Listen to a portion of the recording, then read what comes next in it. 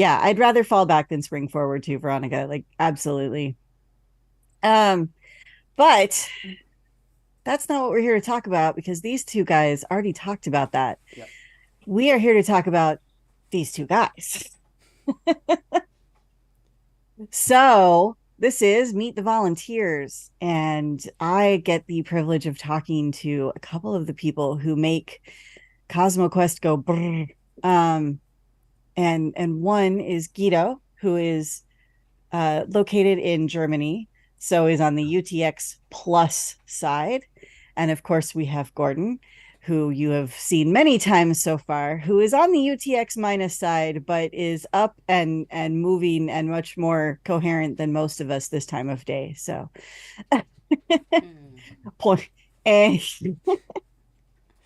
So one of the things, yeah, exactly. Broken Symmetry asked the question I was going to do. Guido, what's for dinner?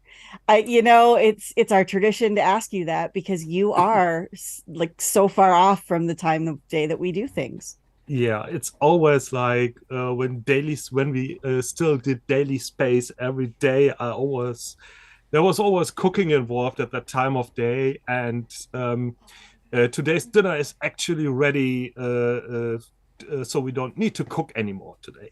So that's fine.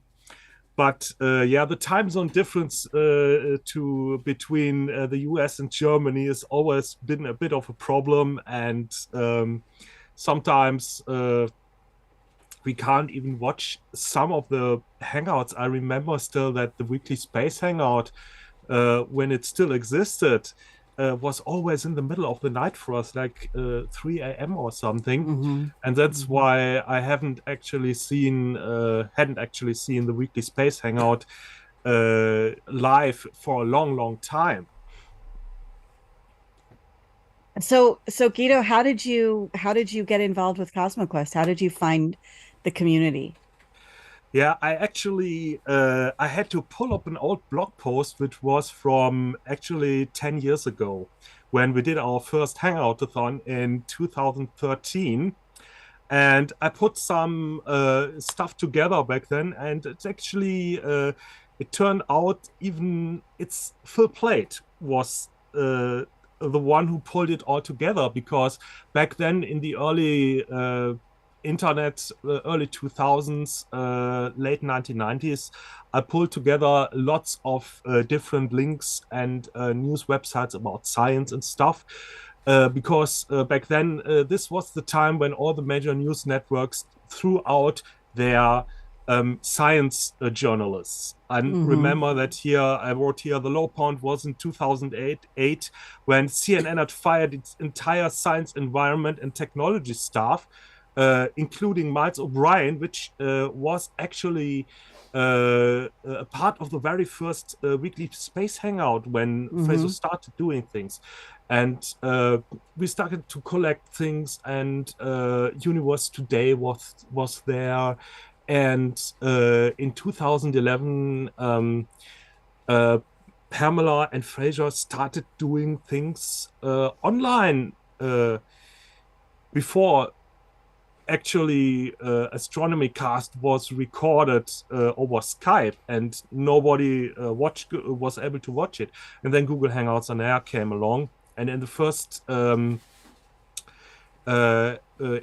half year or so, we weren't even allowed to watch live uh, because of some ancient broadcast law in Germany. But then Google just went ahead, and from then on, I started watching, and we all met in the Google Hangouts event pages.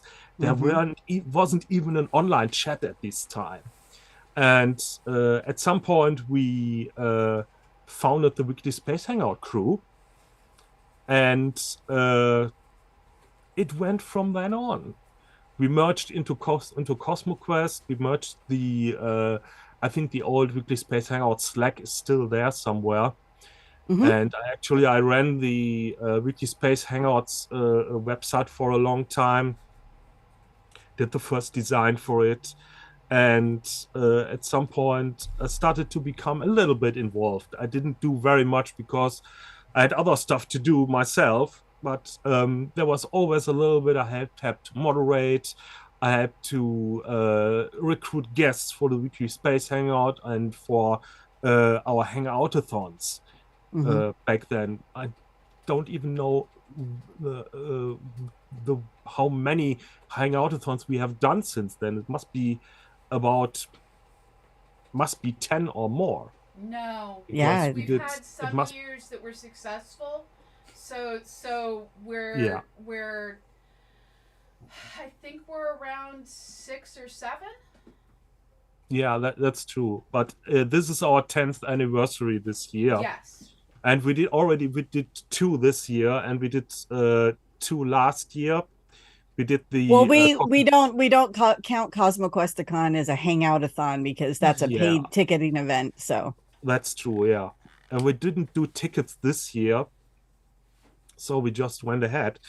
And for a long time, I wasn't even able to join the Hangouts, the streams live, because I just didn't have the hardware to do it.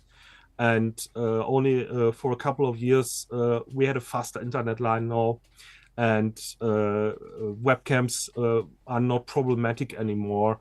And a couple of years ago, I couldn't even imagine being in a hangout together with someone in the US here, and even in 2 different time zones, because you are on the West Coast, I think. Correct. And this is Mountain Time, no, Central Time, and we are 3 different time zones here. That's simply amazing. Yeah, I love the global aspects of the community. Gordon, Exactly. I know we've talked, you've been around all weekend, so we've been talking to you on and off, but how did you end up at CosmoQuest? I ended up at CosmoQuest through the Astronomy Cast route, and then sort of through Weekly Space Hangout. I actually found, so Weekly Space Hangouts were on Wednesdays, and I have a long-standing conflict on Wednesday evenings, so I often couldn't go to watch the Weekly Space Hangouts live. But I got involved with that community, and also with the Astronomy Cast. I think it was Astronomy Cast first, then Weekly Space Hangout very, very shortly thereafter. And I sort of stepped up my involvement, if you will, with the Astronomy Cast 500, the AC 500 event, about 5 and a smidge years ago. And it's the first time I met Pamela and in person. And since then, I've been increasingly involved, and now I do a lot of things behind the scenes for CosmoQuest, server wrangling. People will have seen me doing launch watch parties. I am involved with, as a part of the writing team that has been involved with Daily Space and EVSN, and I came down along with another person from Ottawa for this Hangout-a-Thon. We were able to actually make the journey, so very glad to be here. And Beth, you and I met sort of tangentially through something on the edge of the sphere. It was it was at an event that Paul Matsutter organized. That was the Astronomy All-Stars. Yes. And Bill Nash kept getting Beth in trouble. Oh, Bill Nash got everybody in trouble, not just Beth. Oh no, he got me in trouble. Good. He actually got Pamela to turn and look at me during a recording with that look of "shut up over there." Oh, I remember that because I was right there next to Bill. But I think Bill didn't need encouragement. Bill did it all on his own. We love you, Bill, if you're watching. No, absolutely. I mean, I give him a hard time when we're in chat. My shirt is blue screening. Woo! Okay. But I mean, I got involved with it because CosmoQuest is doing good things. Capital G, capital T, good things. So, in my world, that means you're doing something that is important. And if I have skills that I can help and bring to the table, then I absolutely will. I like that. Guido, what is it about CosmoQuest that you love, that you enjoy?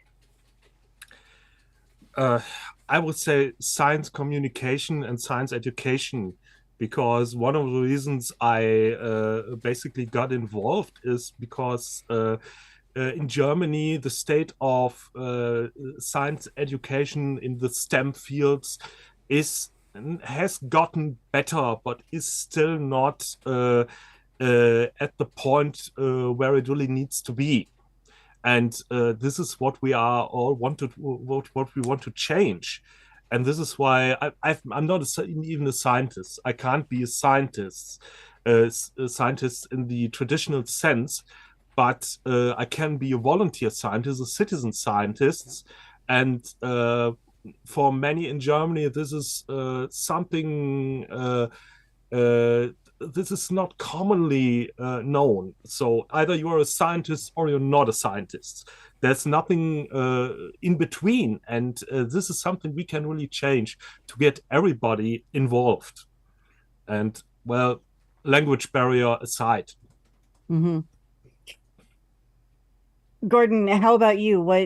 What's the thing about CosmoQuest that makes you keep coming back? Well, it makes science accessible, and it lets people who would otherwise never have gotten involved in something like that, had the experience and the both the personal experience and then being able to learn from the process. It lets them. It makes it accessible. We saw yesterday. We saw Mike. You interviewed. Mike was interviewed. Mike Cassidy, and if it wasn't for CosmoQuest, I don't think he would have ever had that experience.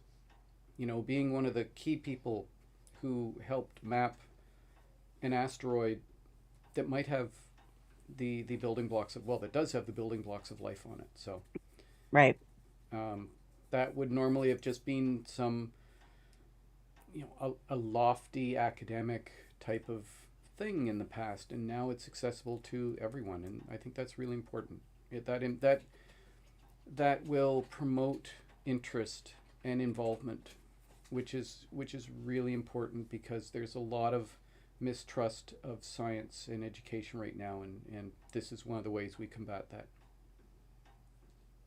I appreciate that sentiment, because that's one of the reasons I got into it, was a lot of the miscommunication, the clickbait headlines, the reporters pulling pull quotes from press releases that were not necessarily false, but not necessarily the focus of the research, and also probably half a sentence that is out of context. And so I share your frustration, and Guido, I absolutely was devastated when all of the science journalists started getting laid off, and I'm glad to see that most of the ones I know have found other homes and have landed, and that the science journalists are coming back, not necessarily from the major newspapers or major outlets, but from the specialized magazines and that kind of thing. So it is nice to see. Guido, tell us about yourself outside of CosmoQuest. So who is Guido outside? What do you do? What is your average day like? Yeah, outside of CosmoQuest, I actually landed in the photography sphere somewhere, because I work in a camera shop that specializes in old analog camera gear, and but it's also we do digital, we do analog stuff, everything. And I'm more a photographer and than a scientist or a citizen scientist at the moment. But I still try to do both because it's very dear to my heart. So it's these are like two different worlds at the moment. But at the same time, since we sell in the shop, we sell worldwide, and I'm the one who speaks English and has to do all the international communication. This is kind of similar. And what we do is actually not that dissimilar. We don't do science education, we do photography education, analog photography education in this kind of thing. Because when someone comes here, I'd like to buy an analog camera, we have to just explain everything, how it used to work. And this is like still science to me in some kind of way. I admit that I love your Instagram feed. It's one of my favorites because there's always something really beautiful to look at. Patio And flowers. Yeah. yes, There are Balcony flowers. a number of people Guido's commenting balcony on that. flowers. Yeah, everybody Yeah. is loves your balcony flowers, the birds that you get pictures of on the Yeah. river. It's just you have some of the most beautiful photography that we get the privilege of seeing. So thank you for sharing Yeah. that skill with everybody. It's Uh, just go- it's just a way to keep sane, to just go on and post everything, some at least 1 or 2 pictures each day, which I've done for like the since the Google Plus days, over 10 Mhm. years ago, 10 11 years ago. And it's just something I want to keep doing, even if it's just posting a flower or something. Mhm. Google Plus, we miss Yeah. you. Uh, The you know, reason we Google. are all here too. Mhm. No, absolutely. Look, Google Because, Hangouts yeah. is how I got my start at SETI. So I can't my running joke is that by getting SETI to do their uh uh afternoon once a week lunch talks on Google Hangouts, and then being an intern and being told, yeah, so everybody's going to do their end of internship presentations on Google Hangouts. And I went, I have literally just been hoisted by my own petard. Like that's the very definition of it. Like I did this to myself. So yeah, Google Hangouts are why we're all here. And that's why it was called Weekly Space Hangout. It's why it's called the Hangout-a-Thon, is because we did these on Google first. So Gordon, we talk a bit about like what you do outside Yep. of CosmoQuest. Um,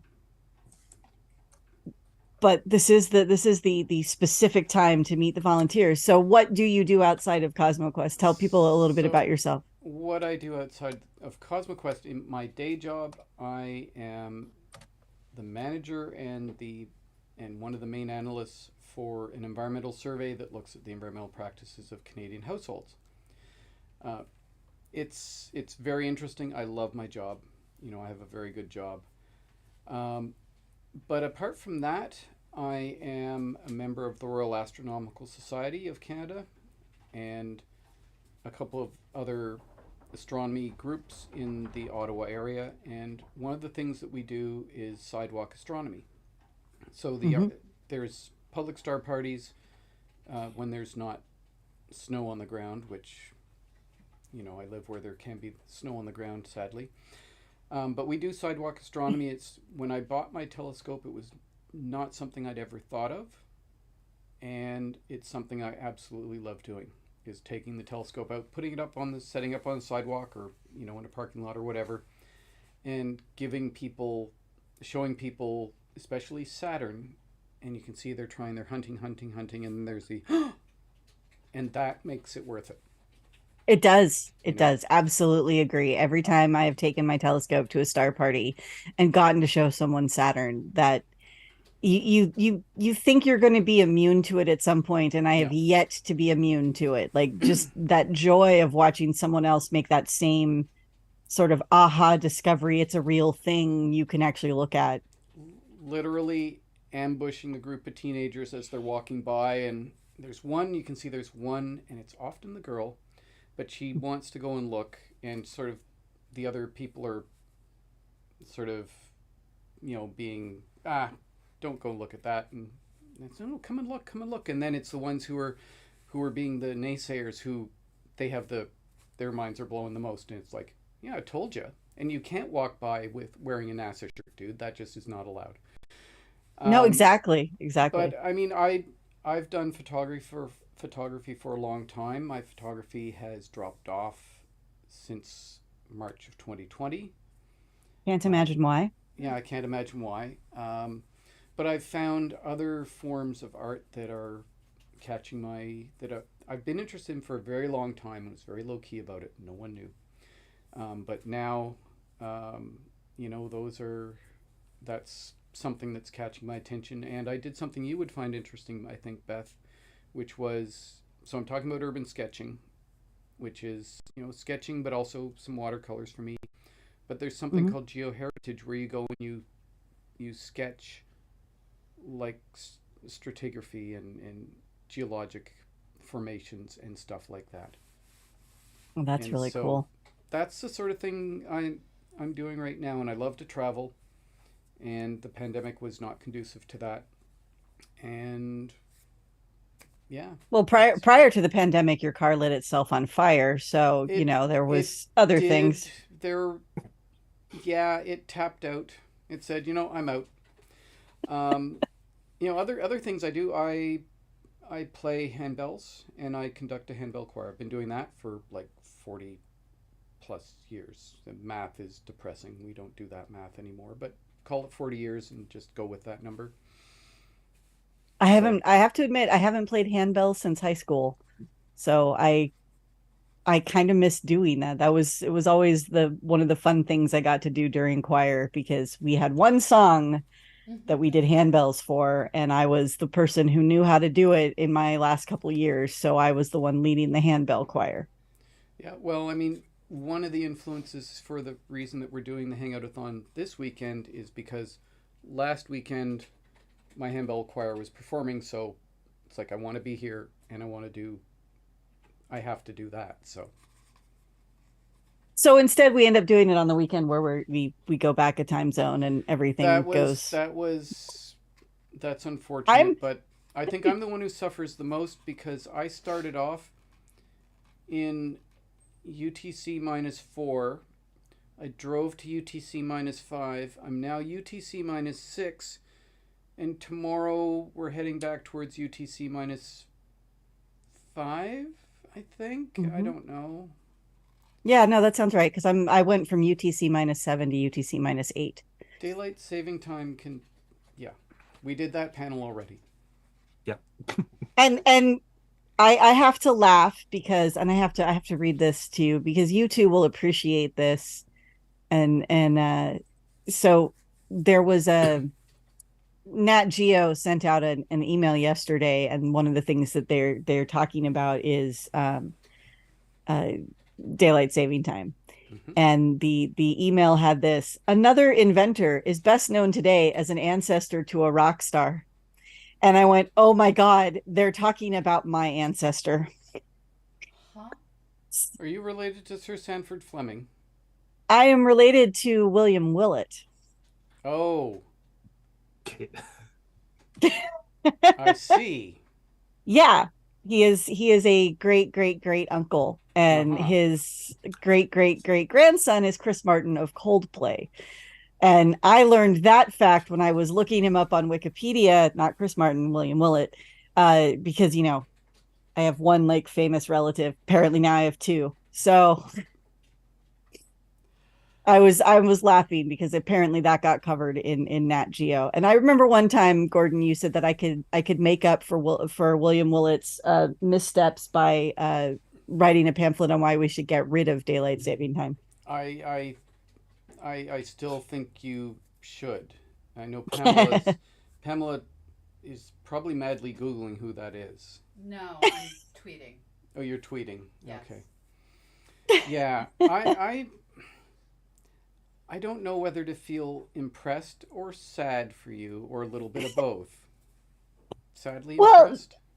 I think the funny thing is I think so. One of my other famous relatives is Lizzie Borden, and I think people are actually like less horrified that I am related to Lizzie Borden than they are that I am related to someone who likes daylight saving time. Yeah, who did a pamphlet on it. Yeah. Yeah, Thanks, that got Beth. That got Winston Churchill's attention, and now we're Yeah. all, yeah. Yeah. Thanks, Beth. Yeah. Yeah. Anyway, so there's a lot of love for photography going around. There's obviously some definite nature themes.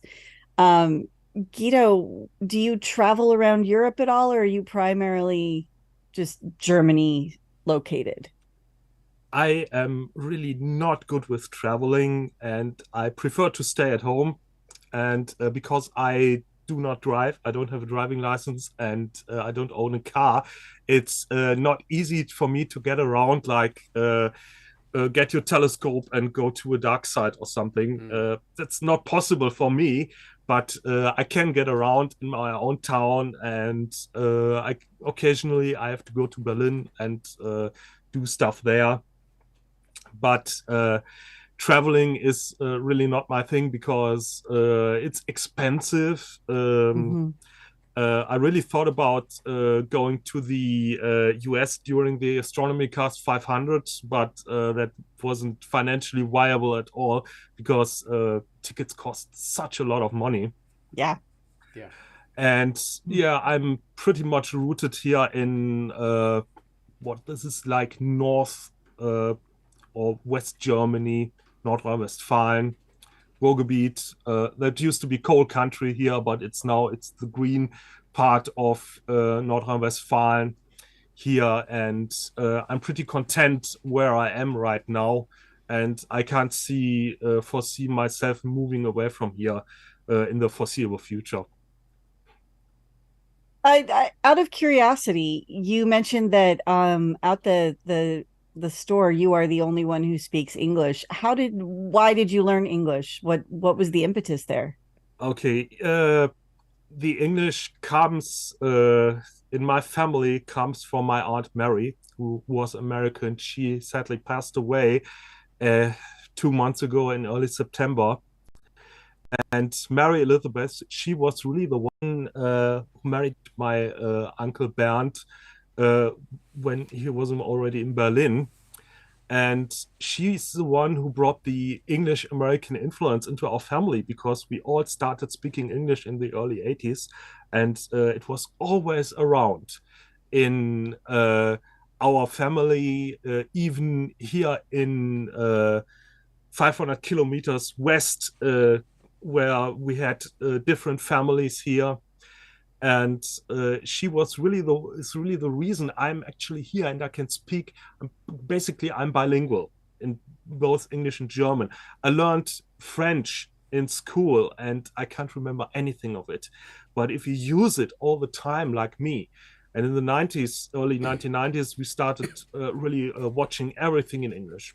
And it's hard in Germany because all the books are translated, all the television is dubbed, all movies are dubbed. It's hard to get the original English versions of everything, but we did it, and this is the reason why our family really speaks English. Even uh, when I was in Berlin 2 or 3 weeks ago for the funeral and a party in Mary's honor, and we mostly just spoke English because it's just so much easier, and because there were family members from the US there.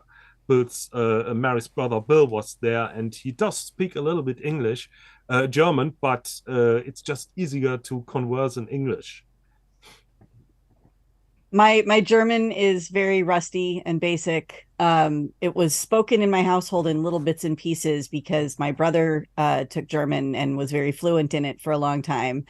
And my mother and my siblings had lived in Germany during one of their father's stint in the Air Force. So it there's a reason I'm a polyglot. It gets spoken around the house. So German is on my list of things to learn, but I am focused on Spanish right now because it's more useful where I'm at. And Yeah. I find I'm speaking it a lot more often now. It's Um, German is a very hard language to learn. And English is not very difficult from the German perspective because the grammar is much easier. German grammar is terrible, I have to say. And I admire everyone who tries to learn German and really gets it right. I believe I hold German responsible for why Pamela does random capitalizations. Yeah. It's true. It's It's true. true. This is not a proper noun. Stop it. Okay.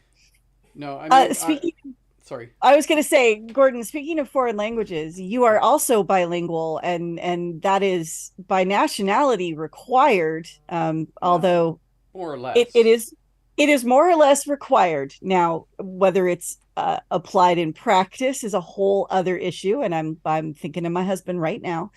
Um, but you are actually required to be bilingual because of your job. Yeah. So how has that impacted what you do, and your relationship with language? Well, I mean, being Canadian, Canada has two official languages, um, English and French. Working for the Canadian government as an analyst, which does mean I'm also a spokesperson in my day job, so I occasionally have to deal with reporters.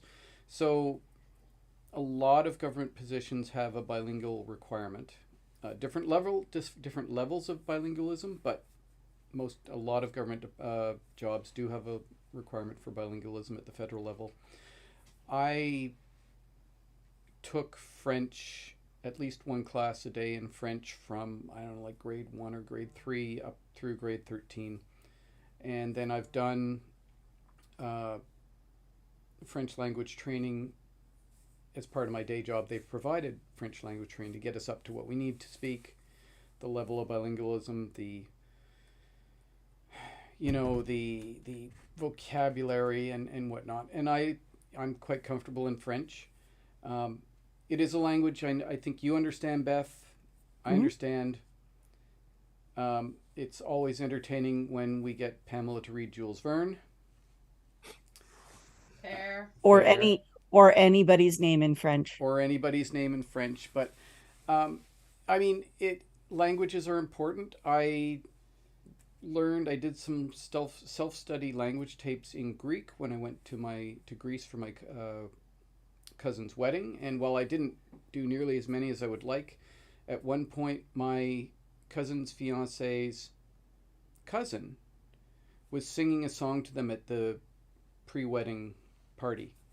And I was standing there amongst some of the other Canadians who were at the wedding, and I said, "Oh, that's really cool." And they said, "What?" And I said, "Well, she's talking about how she used to go over to his house, and now he's in, and he would go over and visit her house, and now they're getting their own house together." And it's like they looked at me. It's like, "You understood that?" It's like, apparently. So, so there are languages I would like to learn. Greek is it opens up a lot of other languages, I think, because there are a lot of terms in French that you can see that are drawn from Greek, like hippodrome, which is a horse racing track. Mhm. It's drawn from Greek. There's a lot of German in Greek in English. I don't know if there's a lot of what the link is between Greek and German, but there's a lot of things are borrowed between the languages, and Greek is one of those fundamental languages where things come from. Yeah, Greek and Latin are definitely good roots to Yes. have, so that you can, and definitely one of the reasons that I do understand, I can understand a lot of languages without actually learning them, is because when they come from the same basis, it's much easier to sort of like, okay, I know what this root means and this root means, so I can get the gist Yeah, it just from it that. sort of just opens it up. It gives you the hint. Mhm. It's like you look at the word and you go, it feels like I don't know whatever elephant or Mhm. something like it feels like that. And there are languages I'd like to learn, um, and but there's a finite amount of time in the world. I did Duolingo in Irish, completed the entire course, couldn't like speak a word of it, might kind of be able to read it. I never use it. And the group that I was with, where we were going to be using it, that died in the pandemic.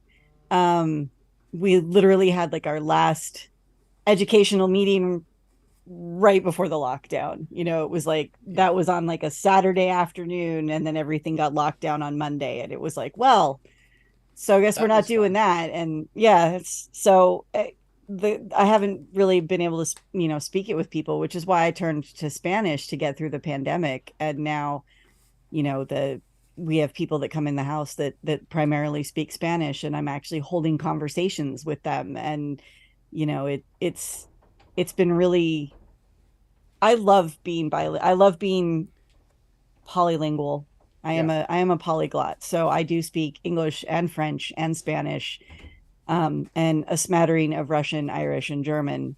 Um, so it's fun. I like that we have such a huge language component, and I think it was Hex that kind of got me looking at Finnish.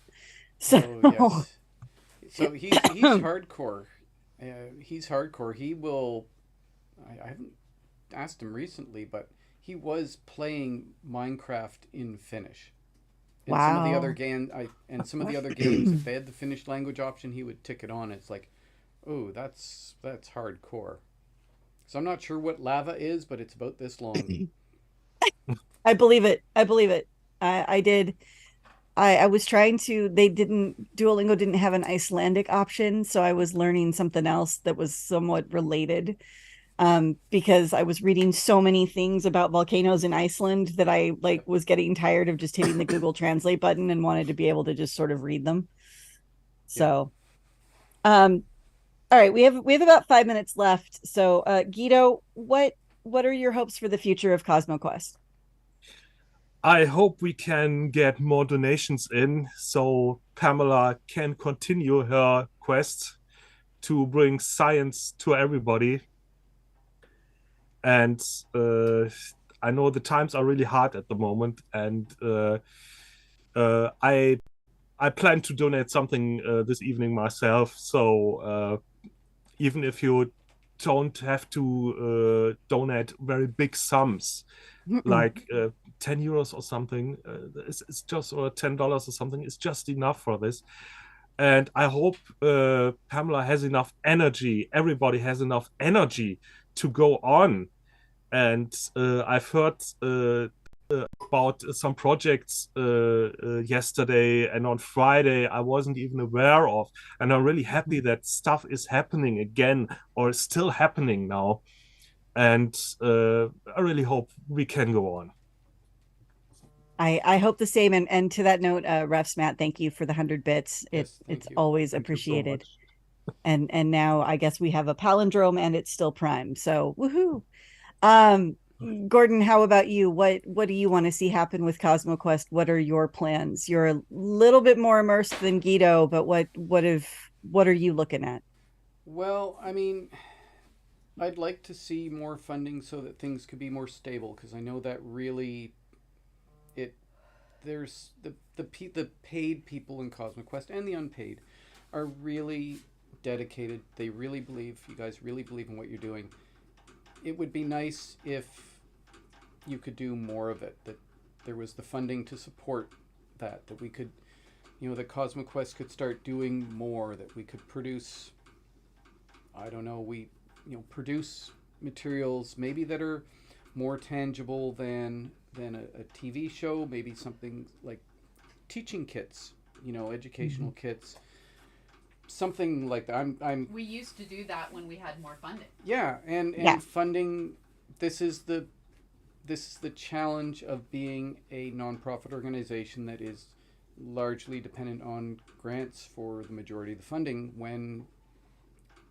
And a lot of those grants come from public organizations like governments, and when governments tighten their belt, this kind of a task, this kind of a project, is the low hanging fruit for the funding people to reduce their outgo.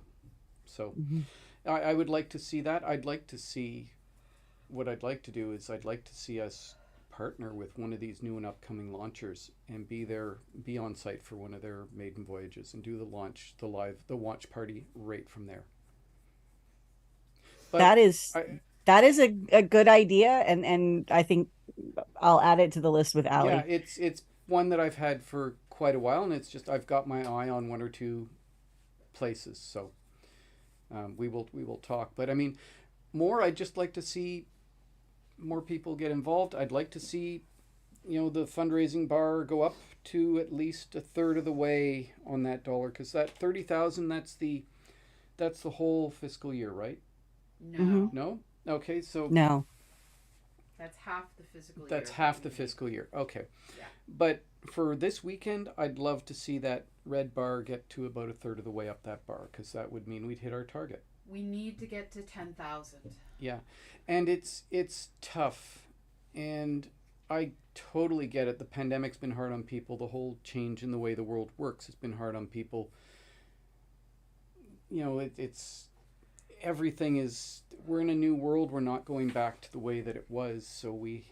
But hopefully people will be able to sort of find a little bit, and we don't want people to give to the point where they can't survive. Because that's, there are so many people would love to give so much, and some people will give, and we don't want you to give more than you can afford. Exactly. Every person who downloaded Astronomy Cast donated a nickel, we would reach our funding goal today. Yeah. I don't know if that was heard. So so Astronomy Cast is related to, it's on the side of CosmoQuest. It intersects the CosmoQuest Venn diagram, and if everyone who downloaded an episode of Astronomy Cast were to give 5 cents, or 10 cents is even better, because dimes are nice little tiny coins, we'd hit our funding goal. Mm-hmm. Easily. And if you did this, if somehow that was done every week, I mean, that would be the sustainable revenue stream that would let CosmoQuest do what it was doing before the budgets were zeroed, because thank you, JWST. Thank you, Hexacosacoron, And thanks for Hex. the 400 bits. Much appreciated. So on that note, we continue to beg. We continue to ask for your assistance. Volunteers like Gordon and Guido keep things running when those of us who are trying to make a living at it can't. Like Allie has said before, all of us have outside jobs. So, we thank the volunteers who helped make this organization continue to run, who gave us the footing during the pandemic to sort of lean in, support each other, and continue to keep this community going. So thank you to you both for being here this morning, and for Guido being here this evening. Enjoy your dinner when you get to it. Yeah, it's nice to see Guido. We don't normally get to see him very often. So no, we're gonna have to do some more like either early morning or really late night stuff. And it's a time zone problem. We know. I know, and it's I'm problem, not. I'm not the early morning person. So, all right, I think we're gonna go back to Veronica Cure with another look at our Minecraft Mars base. And so we'll be back. I'll be back at the top of the hour, and this time I get to put Ali Pelfrey on the hot seat and talk to her. So get ready, everybody. You get to actually meet our producer. Yeah. Thanks, all right. So it turns out Veronica had to run away and do things. So you got me while Gordon goes and gets ready to do a Minecraft stream he didn't know he was going to do. Okay. This gives me a chance to be sad on the internet and request donations. Folks, the bags under my eyes have been getting bigger every day as I look at the totals and I look at the news, and I, as a human being, really struggle asking for donations when there are so many things to give to and so many reasons to be concerned. If you are someone who might be going past a McDonald's and desperately want fries, and that is just too big a splurge for you, close your ears for a minute, go do something else. If you have already given, we love you. If you've already given and it turns out you have an extra $100,000 because you're a multimillionaire, keep listening. Or you know someone who does. Or you know someone who does. We have seen our Patreon numbers go down as inflation has gone up. Our Patreon is down $2,000 a month from where it was, which means we can't pay Beth to help us out, and I had to reduce the number of paid hours I do. We have basically nothing left to cut. We need to reach $10,000. Yeah, I don't know how else to put it. So I'm just going to be sad. And one of the reasons I'm sad is we're doing super successful things. Like if we were here and we had a podcast audience of 2,000 people, I'd be like, yeah, whatevs. Why are we here? But we're not going to ask you to fund specific citizen science projects that are aiding scientists who have grant money. Their grants pay for that. But between Escape Velocity Space News, the 365 Days of Astronomy, and Astronomy Cast, we had around 80,000 downloads last week. If every single person who downloaded an episode, for every episode they downloaded, because I can't tell if one person downloaded 5 different episodes, donated $1, we would be done with fundraising for the entirety of the year, not just through January. We would have money to replace all of the equipment that needed replaced. We're working on a 2018 Mac cheese grater. We would have software licenses for all the software we need. If everyone gave $1 who listened to a podcast 1 week, just for the whole year, just that $1. Now, the reality is only the smallest fraction of people actually give.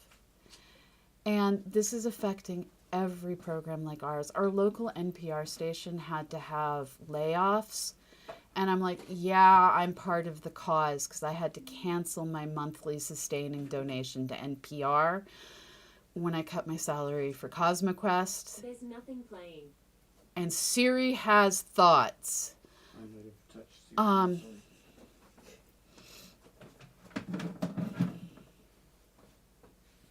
I just want to do science outreach. I just want to do science. I want to do research. I want to publish papers. I don't want to be spending hours and hours and hours trying to find guests, trying to plan events, doing all of the arts and graphics and project management that goes into events like this, setting up the Wirecasts. I don't want to have to do a Hangout-a-Thon. Now that we no longer have a pandemic, I don't want to do a CosmoQuest-a-con because I want to be out there doing things face to face. As Hex puts it, money gotta circulate for the economy to work. One of the lessons I learned, it really meant a lot to me, was if it costs less money than you earn per hour to hire someone to do something that matters, like mowing your lawn, you should put the money back into the economy by hiring that person to mow your lawn. I'm also allergic to grass, so even when the grass cutters earn more per hour than I do, we pay the grass cutters. We can lift up the entire economy by giving what we can, by hiring people, by supporting people who work.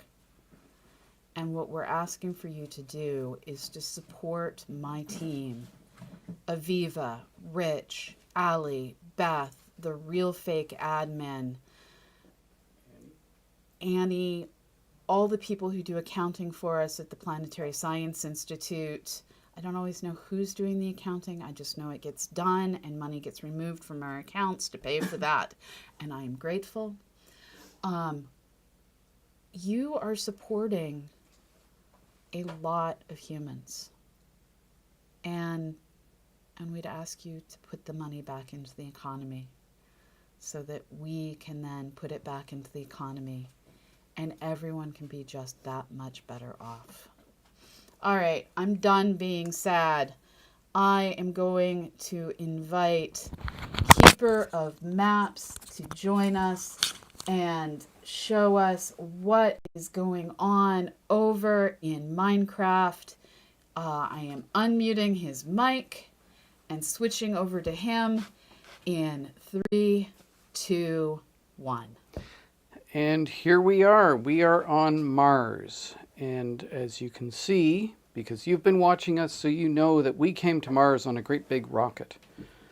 And the rocket had a